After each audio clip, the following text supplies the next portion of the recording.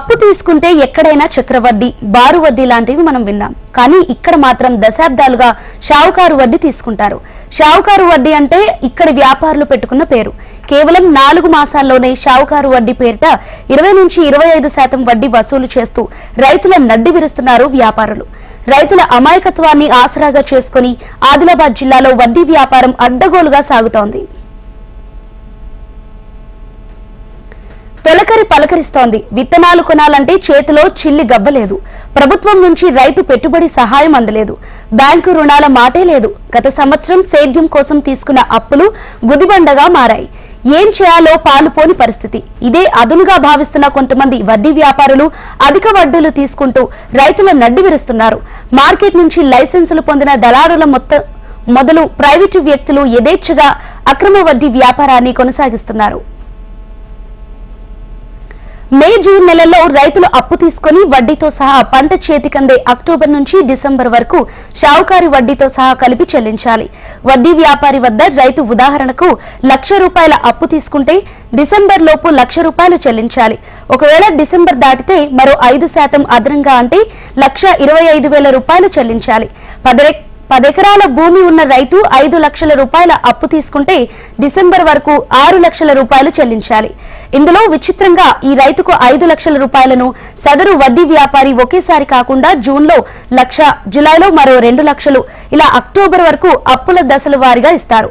అంటే రైతుకు ₹1,00,000 షావుకారి వడ్డీ పేరిట ₹30,000 వసూలు చేస్తూ రైతుల నడ్డి విరుస్తున్నారు.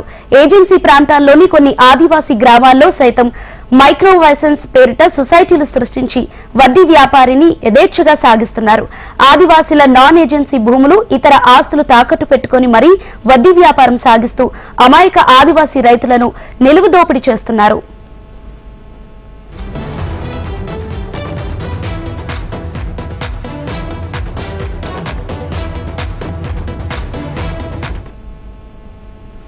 జిల్లాలో చాలా ప్రాంతాల్లో వడ్డీ వ్యాపారం జోరుగా సాగుతోంది. చాలా మంది ప్రభుత్వ అనుమతులు లేకుండా ఇష్టాతీరాన దందా సాగిస్తున్నారు. జిల్లాలోని పలు పట్టణాల్లో ప్రతి నెల కోట్లలో వ్యాపారం నడుస్తోంది. బాధితుల్లో అత్యధికులు రైతులు, చిరు వ్యాపారులే ఉంటున్నారు. వడ్డీ వ్యాపారం చేయడానికి ప్రభుత్వం ప్రత్యేక నిబంధనలు విధించింది. వడ్డీ తీసుకునే వారిపై అధిక భారం పడకుండా, ఇబ్బందులు కలగకుండా చట్టాలు రూపొందించింది. మనీ లాండరింగ్ యాక్ట్ ప్రకారం ప్రభుత్వ అనుమతి తీసుకుంటేనే వడ్డీ వ్యాపారం చేయాలి.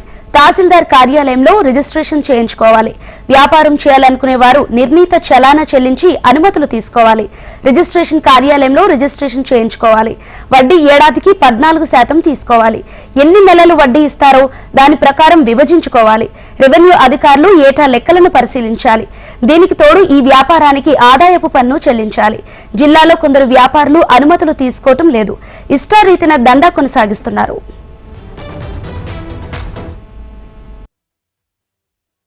ఆదిలాబాద్ మార్కెట్కి సంబంధించినటువంటి అంశంలో ప్రధానంగా పంట పండించే పత్తి పంట మొత్తం దళారుల మీద ఆధారపడి తన సాగు అనేటువంటిది రైతులు చేస్తారు.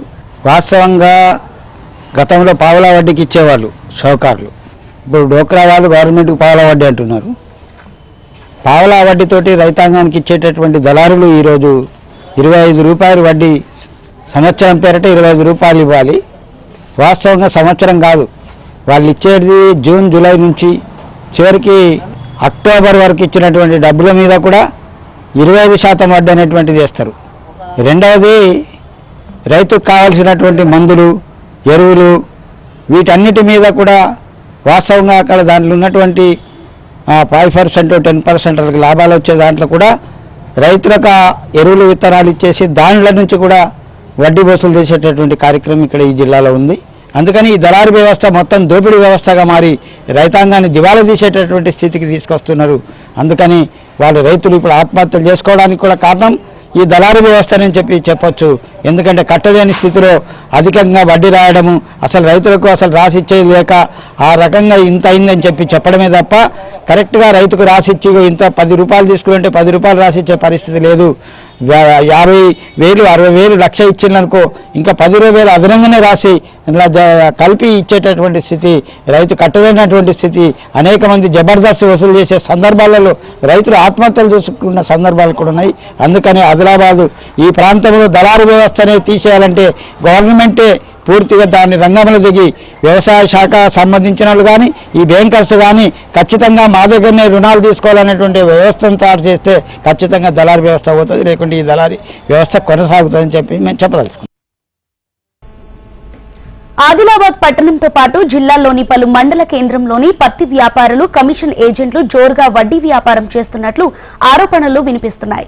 దశాబ్ద కాలానికి పైగా అమాయక రైతులను ఆసరా చేసుకుని కొందరు విత్తన వ్యాపారులు, కొందరు కమిషన్ ఏజెంట్లు రైతుల భూములను రిజిస్ట్రేషన్ చేసుకుని బాండ్ పేపర్ మీద రాసుకుని రుణాలు ఇస్తున్నట్టు ఆరోపణలు వస్తున్నాయి.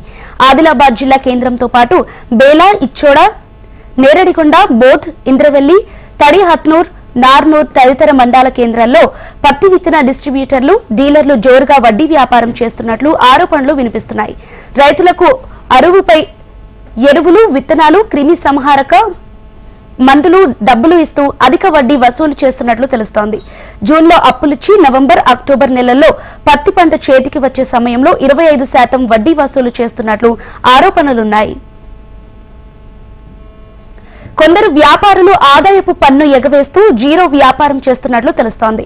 పత్తి వ్యాపారులు రైతులకు అరువుపై విత్తనాలు, ఎరువులు, క్రిమి సంహారక మందులు, ఎరువులు ఇస్తూ తమ ఖాతాలో పూర్తి వివరాలతో పేర్లు నమోదు చేస్తున్నారు. రైతులకు చిన్న డైరీలో రాసిస్తూ రుణాలు ఇచ్చినట్లు తమ డైరీలో రాసుకుంటున్నారు. వడ్డీ వ్యాపారులు వందల కోట్ల రూపాయల జీరో వ్యాపారం సాగిస్తున్నారు.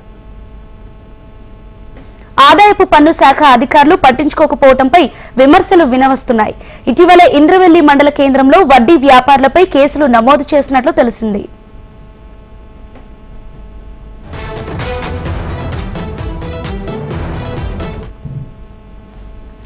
ఆదిలాబాద్ లోని గాంధీ చౌక్, అంబేద్కర్ రోడ్, గంజ్ రోడ్, వినాయక చౌక్, బేలం మండల కేంద్రంలోని విత్తన వ్యాపారులు రైతులకు అధిక వడ్డీకి రుణాలిస్తున్నట్లు ఆరోపణలు వినిపిస్తున్నాయి.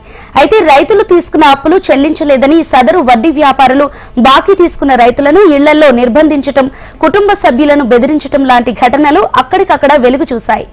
గతంలో వ్యాపారుల వేధింపుల కారణంగా 3 రైతులు ఆత్మహత్యకు పాల్పడిన సంఘటనలు ఉన్నాయి.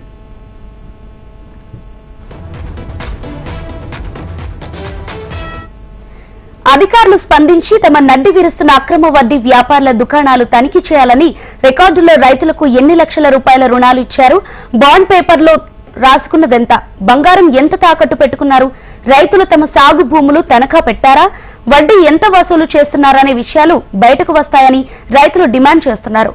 అక్రమ వడ్డీ వ్యాపారాన్ని అడ్డుకోవాలని రైతులు కోరుతున్నారు.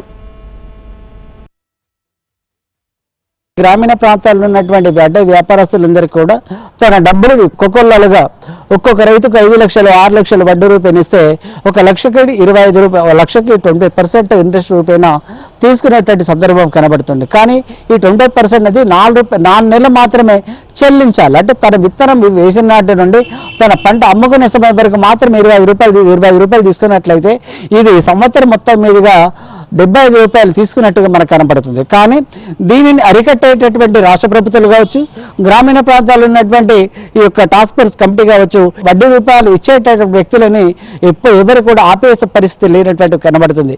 అది చీకటి ఒప్పందంగా అంటే చీకటి ఒప్పందంగానే మనకు కనబడుతుంది. ఇది బ్లాక్ మనీని వైట్ మనీగా మార్చడానికి ప్రయత్నం చేసేటటువంటి ప్రయత్నం కావచ్చు. ఒక పక్క రైతాంగాన్ని నష్టపరిచే విధంగా, రైతాంగాన్ని ఆర్థిక భరోసా దిగజార్చే విధంగా ప్రయత్నం చేసినటువంటి సందర్భం కనబడుతుంది.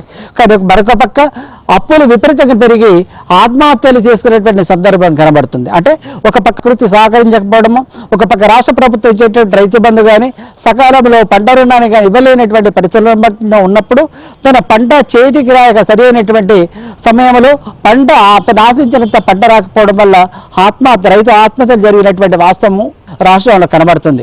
మారుమూల గ్రామీణ ప్రాంతాల్లో ఉన్నటువంటి వ్యక్తులందరికీ కూడా వాళ్ళు డబ్బు రూపేణా ఆశ చూపెట్టి తన వడ్డీ భారాన్ని కూడా నెత్తిన మోపేటటువంటి పరిస్థితి దాపరిచేది. కాబట్టి ఇకనైనా రాష్ట్ర ప్రభుత్వం రైతాంగాన్ని కాపాడుకునే విధంగా, రైతాంగాన్ని ఆర్థిక భరోసా నుంచి తగ్గించుకునే విధంగా, ఆర్థిక భారం నుంచి దూరం చేసే విధంగా రైతు భరోసా నిధులు ఇవ్వాలి. అదేవిధంగా రాష్ట్ర ప్రభుత్వం చెప్పినటువంటి దాంట్లో రైతు రుణమాఫీని కూడా విడుదల చేసినట్లయితే రైతుకు కొంతవరకైనా అప్పుల నుండి దూరం కావడానికి వీలు పడుతుంది.